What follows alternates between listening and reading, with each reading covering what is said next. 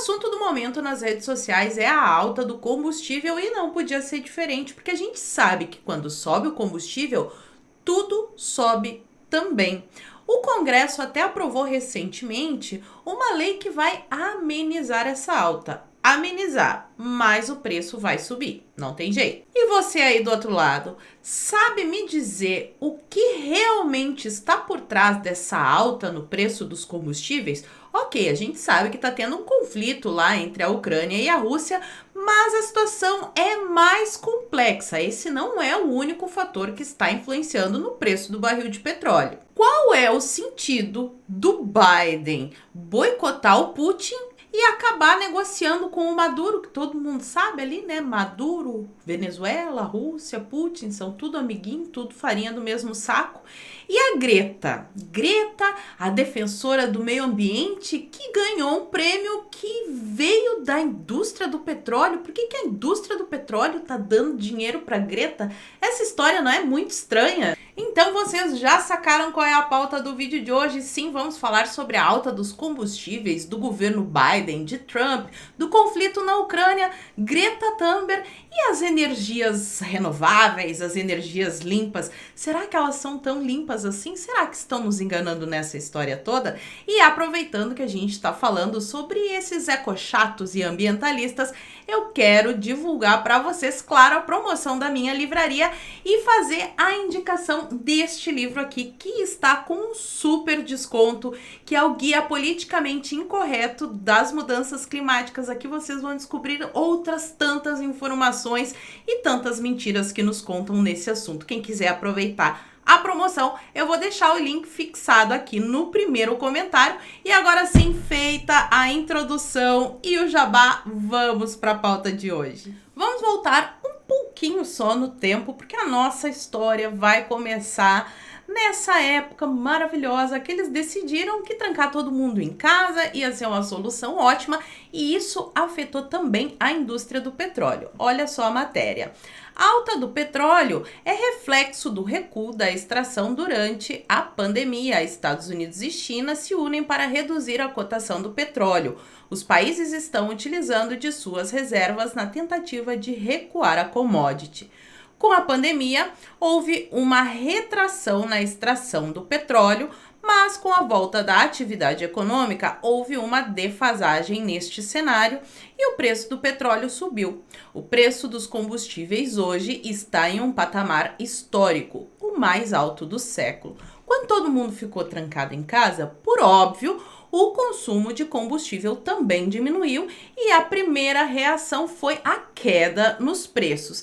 E aí os produtores, claro que não são bobos, resolveram diminuir a produção, porque a gente sabe, né? Lei de mercado, lei da oferta e da procura. Se tem muito petróleo disponível e pouco consumo, o preço fica baixo, não é vantagem para eles, então eles reduziram a produção.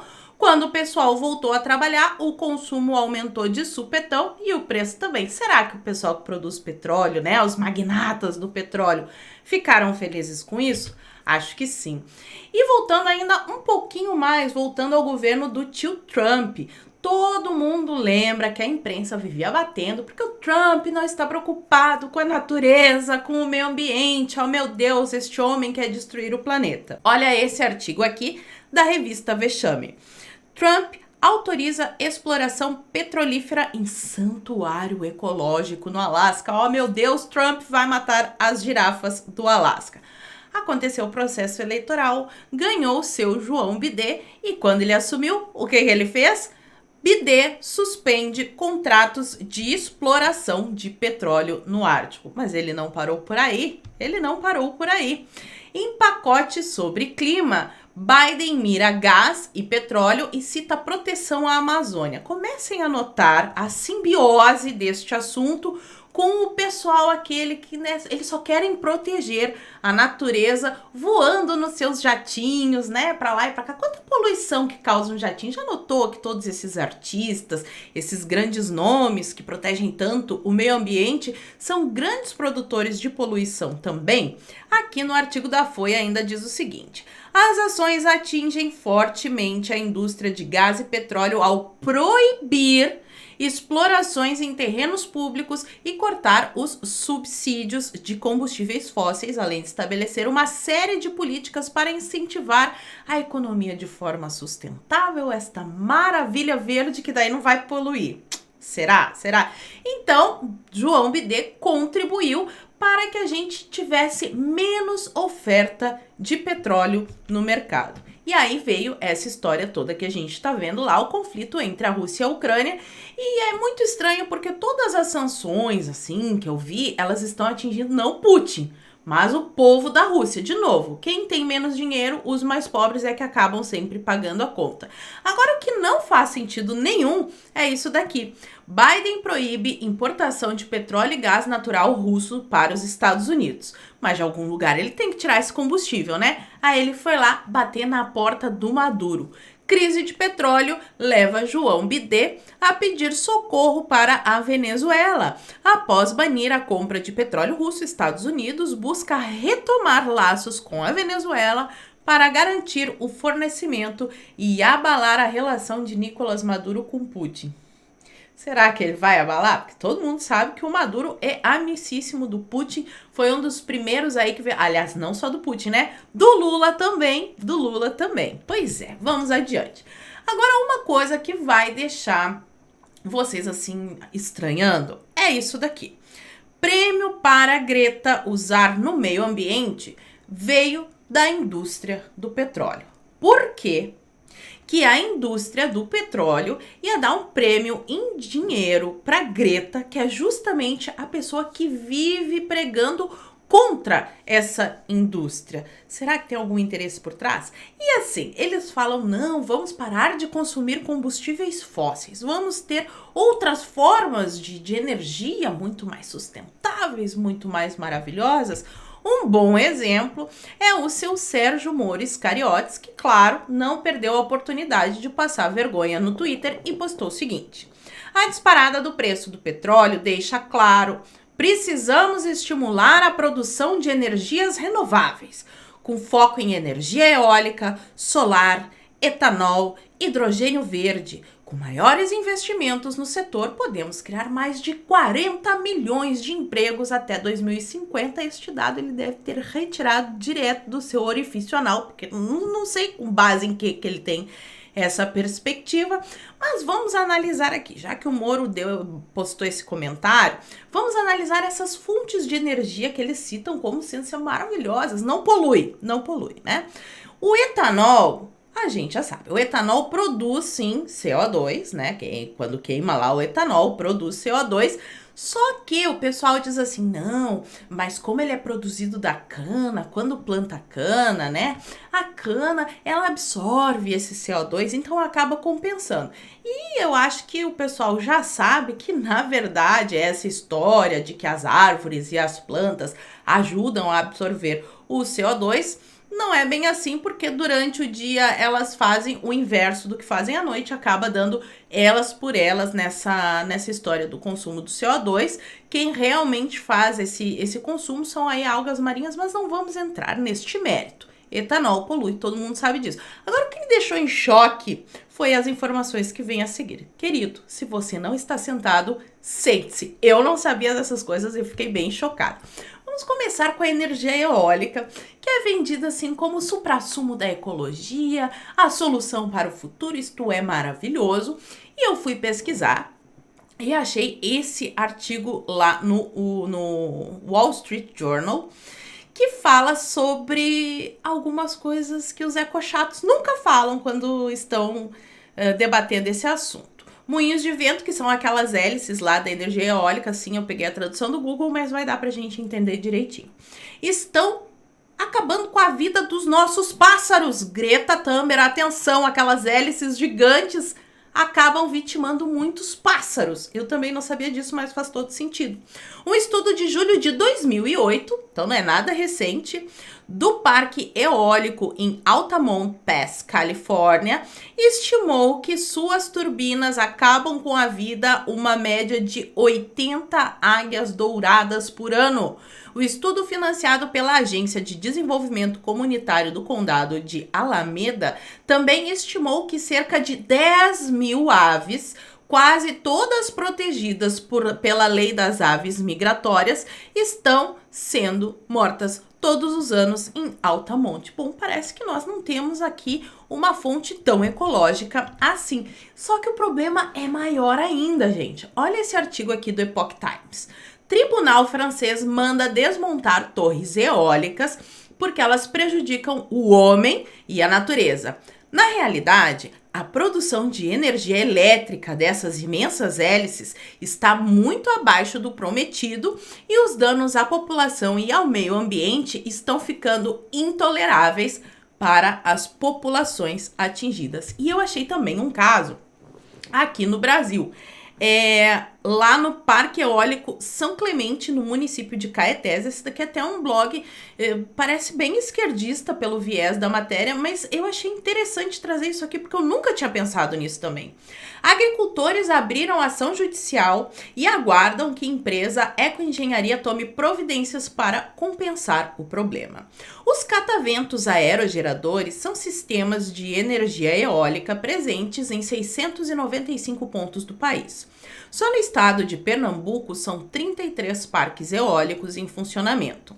Entre eles está o Parque Eólico São Clemente, município de Caetés, no agreste pernambucano, construído pela empresa Casa dos Ventos. Contudo, para as pessoas que moram próximas ao parque eólico, o barulho dos aerogeradores é o que elas escutam dia e noite desde 2016, sem um minuto de silêncio sequer. Imagina o inferno que virou a vida dessas pessoas. E eu trouxe 2 depoimentos, tem vários lá nessa matéria, mas eu trouxe 2 só para exemplificar. As informações que eles passavam para a população era que o parque ia trazer grandes benefícios para a população de Caetés, como também geração de emprego e renda, igual o Maurício Cariotes falou, né? Vai gerar emprego, vai ser maravilhoso, essa é a expectativa, a realidade qual que é? Realmente, na construção do parque houve tudo isso, teve emprego, aluguéis de casas na cidade, teve restaurantes contratados, uma série de benefícios. Só que eles só falavam dos benefícios, dos malefícios nunca foi falado. Lamenta o agricultor que precisou se mudar por causa do ruído. E aqui tem um outro, ó. A minha esposa vinha sofrendo muito lá dentro da propriedade com os impactos dos ruídos. E aí teve um problema de saúde muito sério. Eu tive que ficar com ela no acompanhamento médico. O recomendado foi que eu tirasse ela de lá. E a gente tá vendo essa situação aí da guerra, a gente fica compadecido com muitas pessoas tendo que deixar sua casa, deixar tudo para trás. E é o que acontece com as pessoas quando elas têm a infelicidade de alguém construir um parque eólico lá perto de onde elas moram. Então, também tem um impacto ambiental, um impacto para a saúde das pessoas. A gente precisa pesar as coisas. Claro que o combustível fóssil polui, mas e o eólico? E o espaço ali para colocar as hélices? Também tem que desmatar. Não dá para colocar hélice no meio da floresta, né? Vai colocar hélice como? Vai ter que ter desmatamento. Então parece que essa energia eólica não é tão ecológica assim, não é tão diferente do combustível fóssil como viviam nos falando. Vamos para a próxima. Energia solar. Energia solar, lindo. O sol não polui, o sol é infinito, não é que nem o combustível fóssil que vai acabar, né? Mas a energia eólica, ela não é produzida pelo sol. Ela usa o sol, mas tem aquela plaquinha. E aquela plaquinha, meus amigos, é uma poluição que eu também não sabia que existia. Achei esse outro artigo aqui que fala sobre o assunto. O lado sombrio da energia solar, escassez de insumos, lixo e poluição. Sobre os insumos, ele está falando ali sobre a escassez do lítio, que, né, alguns países só que tem essa matéria-prima, e que ela também é finita, assim como o petróleo, combustível fóssil, e que no caso ela seria até mais escassa. Mas eu peguei outros detalhes aqui para a gente comentar. Os painéis solares criam 300 vezes mais resíduos tóxicos por unidade de energia do que as usinas de energia nuclear.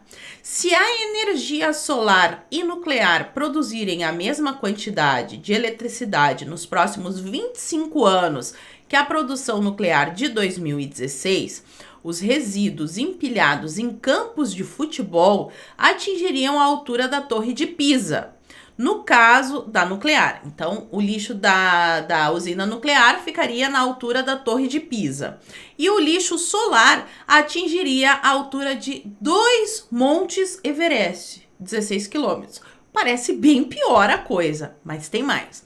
Em países como China, Índia e Gana, as comunidades que vivem perto de despejos de resíduos eletrônicos muitas vezes queimam os resíduos para salvar os valiosos fios de cobre para revenda. Uma vez que este processo requer queima de plástico, o fumo resultante contém fumos tóxicos que são cancerígenos e teratogênicos, ou seja, causadores de defeitos congênitos, quando inalados. Então, além de poder causar câncer, pode dar problema nas futuras gerações. Outro ponto aqui. Os painéis solares contêm metais tóxicos, como chumbo, que podem danificar o sistema nervoso, bem como o crômio e o cádmio, cancerígenos conhecidos. Todos os três são conhecidos por lixiviar os depósitos de resíduos eletrônicos existentes e fontes de água potável. Eu fiquei chocada, porque eu achava que a energia solar realmente fosse assim muito ecológica, mas eu não tinha pensado no raio dessa plaquinha e olha quantas mentiras que eles nos contam. Mas Sérgio Moro também falou pra gente do hidrogênio verde. Fui lá eu pesquisar sobre o hidrogênio verde. E aí eu achei neste site falando sobre o assunto, como que é a produção, né? Porque como é que produz? Da onde que vai tirar a energia? Pois agora nós vamos descobrir. Elemento mais abundante no universo, uma das formas de produzi-lo é por meio de um processo térmico. Já começou a ficar estranho.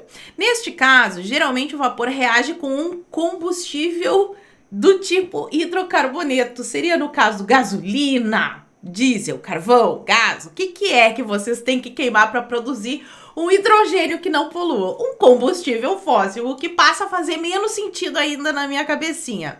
Neste caso, geralmente o vapor reage com um combustível do tipo hidrocarboneto produzindo hidrogênio. Os combustíveis que podem ser usados são vários e vão desde o diesel a gás natural e biogás. Então aí tu queima gasolina, queima diesel, queima gás para produzir o hidrogênio verde. Por que já não usa direto aquele combustível lá que já tá pronto, né? Será que tem algum interesse por trás? O que vocês acham? Fala pra mim aqui nos comentários. Segundo o Escritório de Eficiência Energética, 95% de todo o hidrogênio produzido vem do gás natural. Ou seja, você está poluindo, meu querido amiguinho ecochato. Mas também é possível produzi-lo a partir da eletrólise. Neste caso, 2 eletrodos, um tipo de barra de metal, ligados a uma fonte de energia. Que fonte de energia? Qual? São inseridos em um recipiente com água.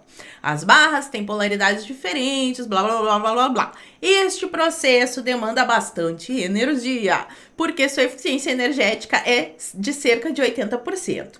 O que quer dizer que para gerar 80 kWh seria necessário 100 kWh de eletricidade. Neste tipo de produção, é possível que a emissão de carbono seja zero. Basta que se use uma fonte de eletricidade limpa. Qual seria? A eólica? A solar com as plaquinhas poluentes? Estão vendo? É uma questão de escolha. A gente precisa da energia, né? Então, a matriz energética desde a Revolução Industrial é o petróleo. Será que teria, por acaso, algum interesse da indústria do petróleo de manter o petróleo num alto preço para gerar mais dinheiro para eles? Não sei, o que vocês acham? E outra coisa, um carro elétrico, essas bicicletas elétricas custam bem mais caro. Ou seja, vai ser ruim de novo para quem? Para nós, os pobres mortais. Porque quem tem dinheiro não tá nem aí, pode querer ser ecológico, né? E sendo que não é tão ecológico assim que a gente acabou de ver. Quem também veio lacrar na rede social foi o Lula. Claro, ele não perde a oportunidade. Postou o seguinte: sabe por que a gasolina, o gás e o diesel estão caros? Porque esse Brasil tinha uma grande distribuidora chamada BR que foi privatizada e agora você tem empresas importando gasolina dos Estados Unidos em dólar, enquanto temos autossuficiência e produzimos petróleo em reais, tá? Esse negócio da autossuficiência, da qualidade do petróleo, eu nem vou entrar nesse mérito. Mas vamos aqui refrescar a memória dos petistas. Vocês lembram, assim, pode o STF ter anulado os processos, né? Mas aconteceu, não anulou os fatos. Fizeram um paranauê jurídico, anularam as condenações do Lula, mas nada vai apagar isso aqui que está na extrema imprensa que eu trago para não ser acusada de fake news. Polícia Federal estima que o prejuízo da Petrobras com a corrupção, pode ser de 42 bilhões de reais, e essa matéria aqui é de 2015. Se botar a correção monetária e mais os escândalos que foram descobertos de 2015 para cá, esse valor aqui fica ainda maior. Mas os petistas, eles conseguem sempre piorar o que já está ruim. Eles ficam falando que o Bolsonaro tem que controlar o preço do combustível. Isso foi uma coisa que a Dilma já fez. E olha a bela bosta que deu. Petrobras, política de preço da era Dilma, custou 100 bilhões de reais. Bilhões de reais. Mais do que toda a corrupção da Lava Jato. Crise financeira da estatal de 2015 foi produto de anos de super investimentos e caixa reduzido devido ao congelamento dos combustíveis. Bom, basta que a pessoa leia um pouco, estude um pouco a história da humanidade, o que aconteceu todas as vezes que o governo tentou controlar ou congelar preços. O resultado é escassez e inflação. Então tá aí, eu achei interessante trazer esse conteúdo porque eu não sabia dessa poluição toda gerada pelas energias renováveis, a Greta ganhando o prêmio da indústria do petróleo. Achei que vocês iam gostar e agora eu quero que vocês contem aqui embaixo para mim nos comentários o que vocês acharam disso tudo que eu contei. Por hoje eu vou ficando por aqui. Muito obrigada por terem assistido ao vídeo até o fim. Fiquem todos com Deus, um beijo e até a próxima. Fui!